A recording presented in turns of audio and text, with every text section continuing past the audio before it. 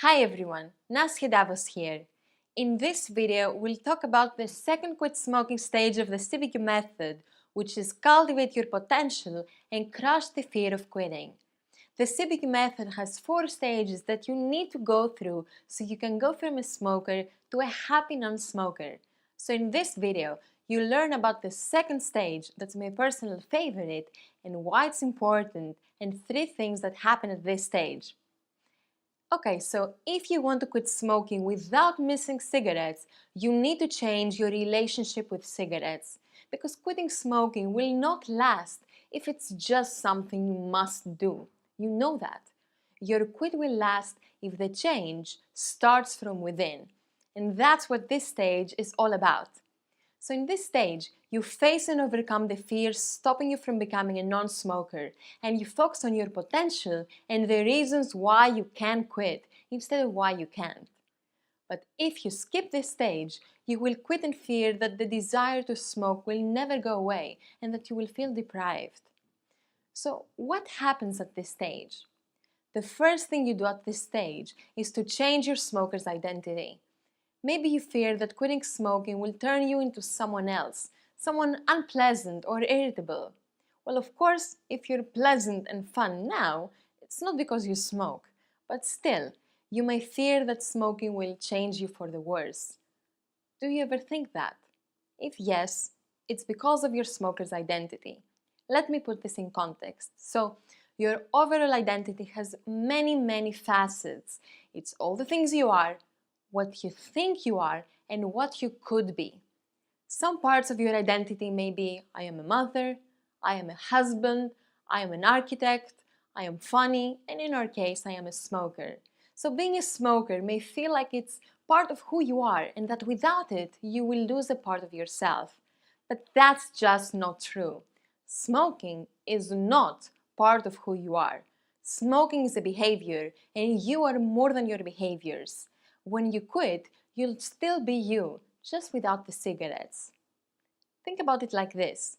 At some point in your life, you were a teenager, so you behaved and acted in a certain way. Now you're not. Do you ever think to yourself, once a teenager, always a teenager? Of course not. Your teens was a phase of your life that passed and gave way to better and greater things. Well, the same goes for smoking. Every smoker can become a happy non-smoker, including you, as long as you stop seeing smoking as who you are, but as something you do. So number 1 is your smoker's identity. Number 2 is you have to work on your non-smoker's identity. In other words, you have to become familiar with and actually enjoy the idea of being a non-smoker. See, you were born a non-smoker. You were born to be smoke-free.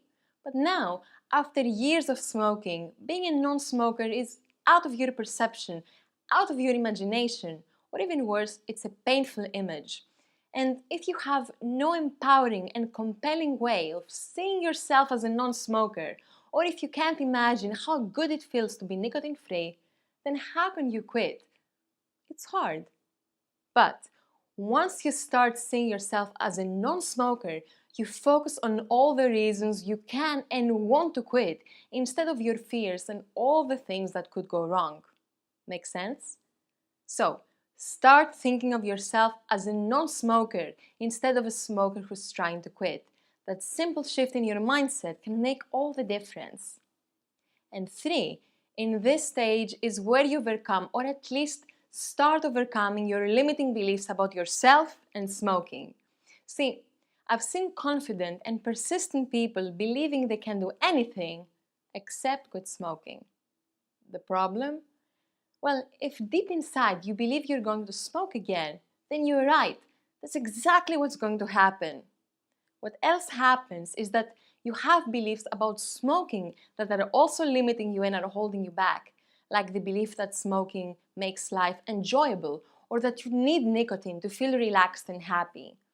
So believing you can't quit smoking for good is a limiting belief. Believing you can't be happy without smoking is a limiting belief. Even believing that smoking is the only way you can relax from stress is a limiting belief. limiting beliefs are all the things we think we can't do. And sometimes we all fear we're not good enough or strong enough to achieve our goals. And other times we believe other people who tell us we can't do certain things. Has anyone ever told you that you couldn't do something? How did that affect you?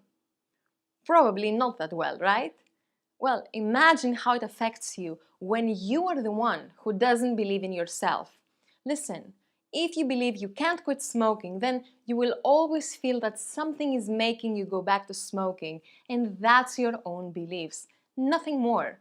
That's why in this stage, you're strengthening your belief that you're better off as a non-smoker and that you can quit.